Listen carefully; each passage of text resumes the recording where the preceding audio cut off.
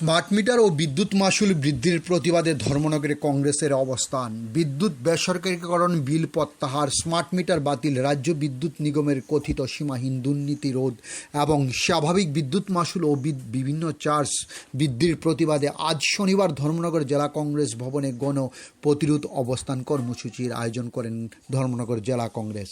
এই কর্মসূচিতে উপস্থিত ছিলেন প্রদেশ কংগ্রেসের সভাপতি আশিস কুমার সাহা, ধর্মনগর জেলা কংগ্রেসের সভাপতি নিরুপম দে, প্রদেশ কংগ্রেসের নেতা চয়ন ভট্টাচার্য, কেবলকান্তি নন্দী সহ জেলা ও প্রদেশের একাধিক কংগ্রেস নেতা ও কর্মীরা। সভায় বক্তারা অভিযোগ করেন, বিদ্যুৎ পরিষেবাকে বেসরকারীকরণের উদ্যোগ, স্মার্ট মিটার স্থাপন এবং ক্রমবর্ধমান বিদ্যুৎ মাশুল বৃদ্ধির কারণে সাধারণ মানুষ চরম আর্থিক চাপের মুখে পড়েছেন।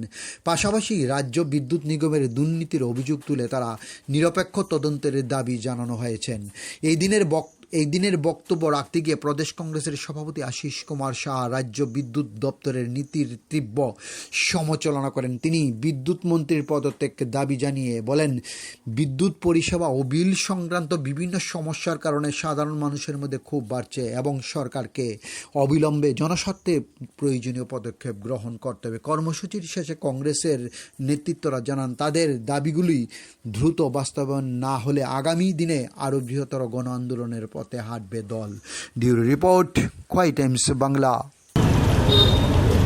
স্মার্ট মিটার বাতিল, রাজ্যে প্রতিটা জায়গায় বিদ্যুৎ সরবরাহর নামে যে ব্যাপক দুর্নীতি এবং ইদানিং মাশুলের সাথে সাথে বিভিন্ন চার্জ বাড়িয়ে গ্রাহকদের হয়রানি, এর বিরুদ্ধে গণ প্রতিরোধ অবস্থান কর্মসূচি আমাদের জেলা কংগ্রেসের উদ্যোগে সংগঠিত হচ্ছে। ধর্মনগর জেলায় আজ এই কর্মসূচি গণ অবস্থানের মধ্য দিয়ে হচ্ছে। এর আগেও আমাদের কয়েকটি জেলায় এই কর্মসূচি হয়েছে, আগামী দিনেও এই কর্মসূচি চলবে। আমরা এই রাজ্যের যারা বিদ্যুৎ গ্রাহক, বিভিন্ন সময়ে বিদ্যুৎ মন্ত্রী বা